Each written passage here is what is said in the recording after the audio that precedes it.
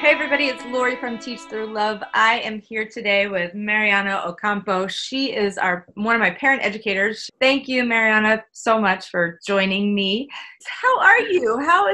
I'm fine. I'm fine. I've been a bit crazy with my extracurricular project since it has grown and it has demanded me a lot of time and resources. Yeah. But it's all doing great, and I really love it. I have the chance to interact a lot with parents. I think that's the part I love the most. I like working with the kids, but it's a whole different thing when you are able to impact directly to the parents. So I like talking to the parents, and I receive a lot of kids who are struggling at school. And most of the times, it's not the kids' problem. It's mostly the parents' problems. I'll talk to your parents first, and then we can solve your academic problems. And I think because, it's all about letting kids have a voice. It's about that. You want a self-motivated kid, let him decide, let him choose, let him do. Unless he's really in danger, like physically in danger. But otherwise, they should be able to choose and make informed decisions about their own lives. Kids are suffering from anxiety and depression also because they don't feel in control of their lives, and they're micromanaged at every single step they give. When they go to the university and high school, and they go under so much pressure for going inside the schools and all that stuff, and they are like, you don't really need to be that stressed and anxious about that process. So that's what I've been doing, and I'm trying to open like an alternative school where kids have this kind of chance to choose what they want to do, what they want to learn. So that's what I'm like doing, but dealing a lot with parents all the time. I have lots of people that are asking, like, is this the right program for me? I'm a teacher, or I don't even have kids, or, I'm a parent, but I don't really know what to do with the program or if this is right. So I would just love for you just to kind of share like your background. Where did you come from? How did you find me in the program? Well, I have a major in business management, and basically I have nothing, what I studied and what I prepared myself for at school had nothing to do with children or education or anything. But then I felt something inside of me that was missing. I didn't know what it was until I found a job that had to do with education and with children. Then I realized that that's what I wanted to do. I didn't have kids at that time. I was married, but I wasn't even thinking about having kids. I just found out that working with children or working for children, not directly with them, but for them, made a difference in my life. So that's what my issues with education started. Then I had a daughter, and this is what I tell in my parenting classes, because this is real. When my daughter was born, she was like a little baby, just a newborn, and she would cry forever. She would cry and cry and cry and cry, and I wouldn't know how to make her stop crying. And I was working. I've always worked. I never took a maternity leave. I had my own company, so when she was born, 2 weeks after that, I was working. I was doing my master's degree while she was a really newborn. I remember I couldn't even attend one of my exams, so I had to take it online with the teacher looking at me while I was answering the test, because I had just given birth to my child. Wow. So it was a very difficult time, all the stress and the postpartum, and I didn't even know what I was going through. But I realized that I was so stressed out, and that when my daughter was crying, I wanted to throw her away. I wanted her to disappear. When she was born, I saw this part of me that I didn't even know it existed. It was a really dark side of me, a violent side. I wanted to hit her. I understood why. On the news, you can hear news about moms hitting a 2-year-old, a 1-year-old, a baby, breaking their legs. And, I understood them. And I was so scared about that because I didn't know how to handle myself. I was scared. So I started looking for books and trainings and many different things that could help me. So I got to positive discipline and I trained myself as a parent educator, but still I was feeling that something was missing because I was using the tools but still feeling the anger. I didn't know why. I had a lot of tools, but I couldn't use them appropriately. And I would hear my teammates and coworkers at Positive Discipline, oh, it's wonderful, it works wonders for me. And I was like, okay, I'm teaching parenting classes, but I feel like I'm acting, like I'm not really sharing a deep experience. I'm just teaching the tools because I'm not sure they're working for me. Wow. People say, oh, it works for me. And you going, why am I struggling? That would make me feel like, what is wrong here? What am I missing? Yeah, that's what happened to me. I felt I was missing something, but I didn't know what I was missing. Before, I don't know exactly like the chronology, but I found your parenting class and your certification for becoming a parenting educator. But it was too expensive for me at the moment. So I just dreamed about it because I read the curricula and I said, I think this is what I need. But at the time I couldn't take it. And then I continued reading and then I I talked to you about being able to be part of your program. And it all started to change and it all started to become easier. What I find is that during the program, I realized that I wasn't calm, that I was, even though I was trying to use the tools, I hadn't worked a lot of things inside me that would make the shift. For example, my anger, where that the anger came from. Say hi, Gloria. Where the anger came from, I didn't know until we started to work and do the activities, the exercises, and then I realized, well, it comes from my childhood, and I started reading the books, and it all came together, and it goes back all to the way we were raised, and how the first 5 years determined most of our reactions, and how the way I was parented, mostly by my mother, generated this dark side in me. No, it's not about blame. It's about identifying exactly where it comes from and working with that. So, because until I found this and started working with you, I didn't have a good relationship with my mother because I couldn't stand even being close to her, emotionally close to her. I couldn't. I was like, oh, no. She would come to me and I would push her away because I didn't know where these feelings of um, inadequacy came from.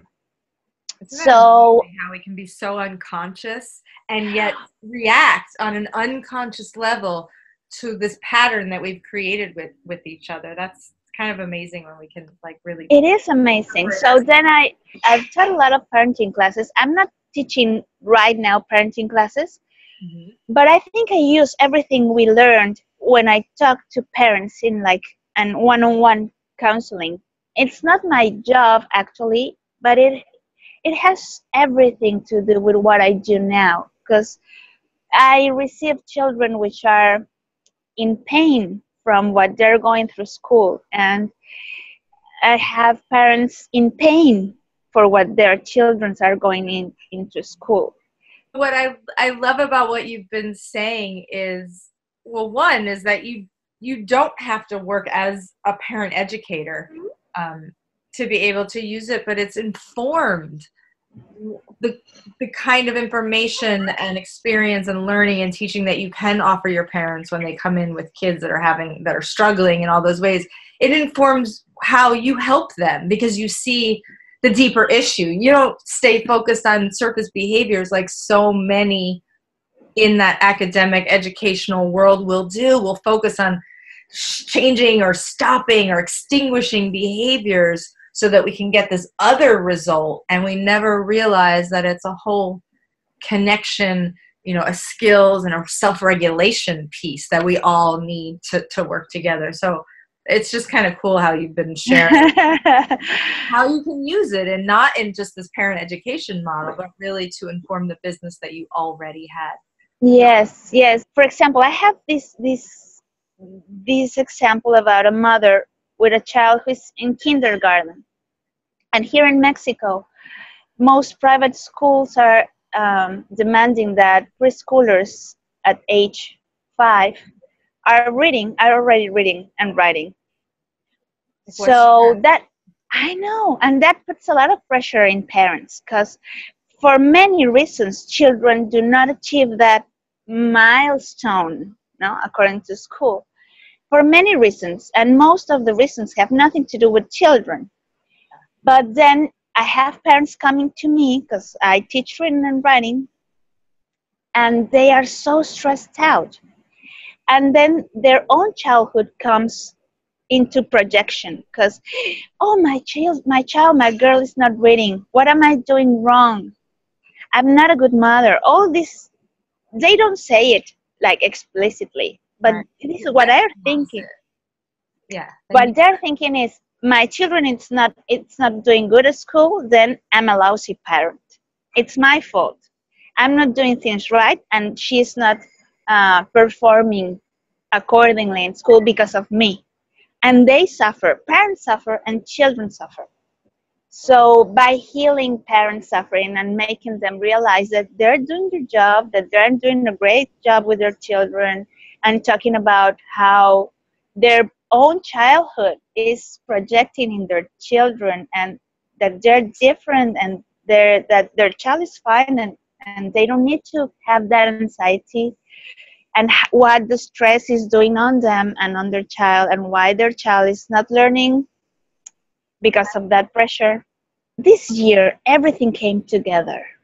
Like, I'm at the point of my life where everything I've learned, it's fitting into doing something. I think that happens when you find like your way. Because I was like exploring this and exploring this and exploring this and everything, and I learned a lot of things in the way. But right now, as you're saying, I'm not teaching parenting classes, but I don't miss them, because I'm using what I'm learning in a different set, in a different context, and I'm having the impact I want to have. I wish I could do more things, and I'm dreaming about a lot of projects, but I've also realized that I can't do everything. Right. I was stressed out. I was trying to handle so many things at a time, and I was feeling guilty because I'm not teaching parenting classes, and I'm not doing my video or my online classes as I wanted to. And then I said, you know what? It's okay. I have the time. I'll be there. I don't know how, but I'll be there. And I'm just going to seize the moment right now, and use what I know now, that it's a lot of things that I know that can help people in a different way. Yeah. It doesn't have to be just this one way that we thought it had to be. It can really, evolve. And you're using, what I love is that not everybody wants to take parent education classes, right? But you're still being able to help change their perspective of how they see their children and the behavior through your services. It doesn't have to be through, delivering online classes. It really can be what serves you best, and you can fit it into the, existing model. And I feel like it sounds like just like you're in a really settled place. Yes, and I think the next step I'm gonna give is like, I want to open this alternative school, right? Yeah. But I know it has to come with parenting classes. It has, because we are so scholarized. I don't know how you put it, but our minds, we're so academic, and our minds are so in this mode of control. We have to get rid of that sense of control we as parents have. We really don't have any control. We neither have control as teachers, because I receive kids and he's not learning, and he doesn't want to go to school, and he's not learning to read, he's not learning maths. You can't teach anyone what he doesn't want to be taught. You can't. No. It's impossible. But we as adults, we think we can control kids, and we can't. Feed them all this information and make sure they get it and teach lessons, and like we're patting ourselves on the back, like, oh, we're doing a good job. And Yeah. it comes back to, what's their anxiety like when they get to the university, just like you were talking about, or because we're stressing them out to the point where they just give up. I know. So much control taken away from them, and their autonomy is just stripped, everywhere, at home, because we think that we need to control their behavior, at school because we think we need to control their learning. And then some kids are just like, well, I'll give up at the end. What do I have? I've never been able to be self-directed. I've never had to make decisions because I was always told. So I'm just so grateful that you're out there changing, just giving the little spark to have somebody look at their kid a little bit differently. Then we change the future for that one kid. That kid can go out into society and become independent and responsible and self-directed and autonomous because they felt validated or respected, or like they had some control over their lives. So I love the perspective that you have now and the way that you're bringing it, to your clients and to your community. It sounds really amazing. And I will continue to think good thoughts for your school to have that continue to manifest in whatever way and at the perfect time that it's ready for you. I know it will manifest. I know. It's coming. I know it's coming, because I know kids need a space where they can be, and parents need a space, a safe space for letting their child be, and also let themselves be and be more relaxed. Parents are so stressed. I know. They're so stressed out. About things that they don't even have to stress out about. I feel like if we can just take away the stress that doesn't have to be there, then they can deal with the real stresses of life that they have to, that are external and that aren't coming from just old patterns or anger, this ability not to self-regulate. If we could focus on those basics. Yeah, I know that for my own experience, that I let a lot of stress go, mostly related to my daughter and how she would push my buttons, and then harmony came back to my house, and we have differences, and there are days like most families, but we are like, I would say that we live harmoniously and in peace. Mostly we don't shout, we don't disrespect each other, we talk a lot. Things have become much more calmer at home, and that brings me peace, and I'm calmer. So if it works for me, I think it can work for a lot of people too. Right? Keep spreading it. That's awesome. I am so grateful that you took the time to come on and just share your experience. Thank you, Larry. I think this year coming up is going to be a big year for getting like a lot of this new stuff out. So I'm kind of excited. You are wonderful, though. Thank you so much. Like I said, you're welcome. You're so welcome. And anytime you need anything, please just count on me.